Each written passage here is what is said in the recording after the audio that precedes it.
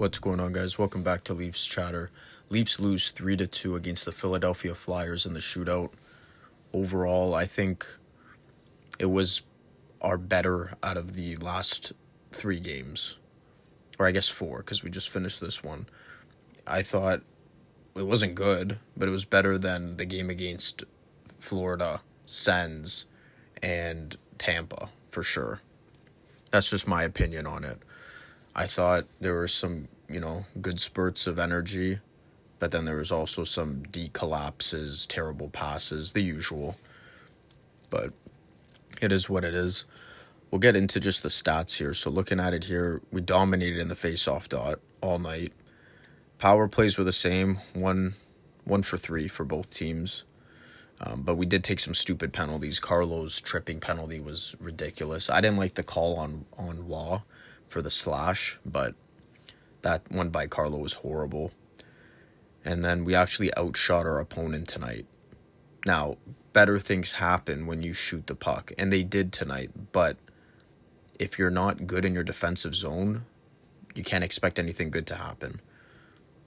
It is what it is. And then I knew we were going to lose in shootout. Are you kidding me? Michkov, Zegras, those guys pot pretty much all the time. Zegras, I think they said was 7 for 10 or something like that. Some insane stat on the shootouts for him, but he potted at home to win it. And then Domi missed. So it is what it is. Going into the goals here, because we'll just get into this quick. Dakota Joshua got his first goal since back in December. So that's good. I'm proud of him. He's been playing and working hard the past 4 games. So I'm glad he got one. There was a nice pass from Michelli, and then he just ripped it home. Again, get the fucking puck to the net. Good things will happen. Then there's a power play. Dvorak ended up potting it in from a feed from Cates and Barkey or whatever the hell that guy's name is.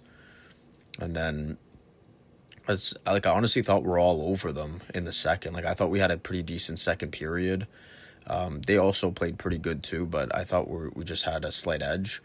And then you go into the third and you give up a goal with 6 minutes left to Cates, and that goal happened because Riley isn't strong. He can't box anybody out. Got knocked onto Stolarz, and then by the time Stolarz got back up, there's a pass in front. They shot it, wired it home. That deep pairing of Riley and Carlo is the worst of all time.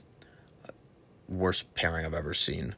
I thought that Myers actually played pretty decent for not playing for a while and getting just thrown into the game there. I thought he played okay. He was at least shooting the puck. He didn't really hit anybody. He's usually known for his physical presence, but he ended off with 0 hits.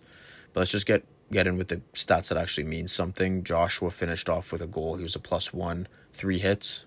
Solid by him. I thought Willie played pretty good tonight, apart from the fact that he was a -1, which technically means he was a -2. So he was a -2 tonight, but he had 4 shots. Got a goal. Michelli, Nyes, and Johnny T were awarded assists tonight. And everyone else just played whatever. They all played okay. I mean, Riley, in my opinion, played horrible. Riley was garbage all night. Matthews, ever since the Olympics were done, he's been looking garbage. I don't know why, but he doesn't look good. I mean, he had 8 shots. He was moving pretty well, but he did, at the end of the day, you need a captain or a star player to take a game by the balls and actually do something. You see McDavid do it. You see McKinnon do it. You see guys like Tage Thompson, Jack Eichel. I don't know why he just can't. I have no clue. But it is what it is, and then we lose the game. I mean, Philly's not the best team, but neither are we. I thought we played decent tonight, but Philly also, they kept in there. When we had them hemmed in their zone, we're doing good things. We're doing good things at times, but it's the collapses. It's the shitty passes. It's ridiculous. And speaking about it, we're going to get into this idiot because I just need to talk about him. Morgan Riley is on the season. He's a -17, okay? To put it into a comparison, he's a -17. Jake McCabe's a +14. And we all know how bad Jake McCabe's been playing in recent games. But he's a +14. Riley's a -17. Now, the points, whatever, that's obviously going to be different because McCabe isn't really a point guy. McCabe probably gets like 20, 30 points a season. And for Riley to be a minus 17 for all the minutes he plays, all the good players he plays with, they pair him with our top lines who are all, potting goals. They all have like north of like 40, 50 points. But Riley just can't seem to keep the puck out of the net when he's on the ice. He played terrible tonight. Anybody who says he played good, you need to get your head screwed on because he played garbage. You don't believe me? What was the difference between our winning streak before the Olympics and then our losing streak now? We're on a 3-game winning streak before the Olympics. Why?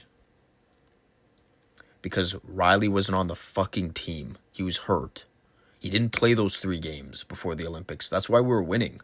We won 3 games, which I think increased the overall Riley statistic of, it was actually a record.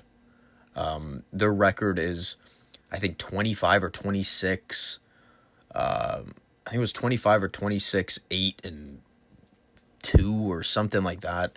I have it in one of my older videos. I pulled it up, but it doesn't matter exactly what it is. But our record is positive with Riley out of the lineup, and it's way worse with him in the lineup. And even more, as a coach, how do you keep putting this guy on your first line? How is he quarterbacking the power play is my next question. And how is he on the PK? You see how this doesn't make any sense at all, and anybody with a brain would not even play this guy? They took out Troy Stetcher tonight. You put in Morgan Riley, you put in Philippe Myers, when really I think it should have been Morgan Riley out. Stetcher could stay in. But this coach doesn't want to do that. He wants to leave him in there. I don't know if they're showcasing him. I have no fucking clue what they're doing with this guy. But he does not deserve to be on the team. Statistically speaking, when you look at that record, the fact that we have 25 wins or 26 wins without Riley in the lineup, and I think we only had a combined total of maybe like 8 or 9 losses or whatever the hell it was, that's amazing. That's a guy you never return back to your team, or you never put him back in the lineup. You either put him on waivers and see if someone wants to claim him, or you force him to waive his no movement clause and you trade him. But he cannot stay on this team anymore. If this guy's on the team next year, pretty much kiss everything goodbye. We're wasting Matthews' years at that point. This guy's making $7.5 million on our first power play unit, first line, and he's garbage. He's a minus 17 on the season. But at the same time, you can get upset at Chief for doing this, for just playing these idiots. I don't know what's going to happen. If it was up to me, I would trade as many people as you possibly can. I think you should keep Scott Laughton. I've said this before. Trade as many other people as you can. Try and get rid of Riley. Try and get rid of, the Robertsons, the Michellis, McMahon, Benoit. If someone wants to take Carlo for like a first-round pick, do it. Who cares? But they have to also look at bringing some pieces back. They can't just get rid of everybody and not fill gaps. If you trade a player, bring back some guy with terms. See if you can maybe do a deal and bring in like a Bunting. If you have to get rid of Riley, and the only way that you're going to do that is by taking Cap back, I don't care. Take back Jake DeBrusk's contract. I can care less. At least he's a winger that could play on your top 6. Anything's better than Riley.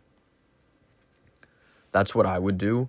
And then for other spots, like smaller ones on like the 4th line that you have to fill up, like again, I'm not even a Stevie Lorenz fan. I don't know why we signed him to what we signed him for, but I mean, even a guy like that, if a team wants a depth piece and it's a guy who's like 6'4" that could put up like anywhere from 15 to 18 points a season, trade him for whatever you can get him for, even if it's peanuts. Who cares?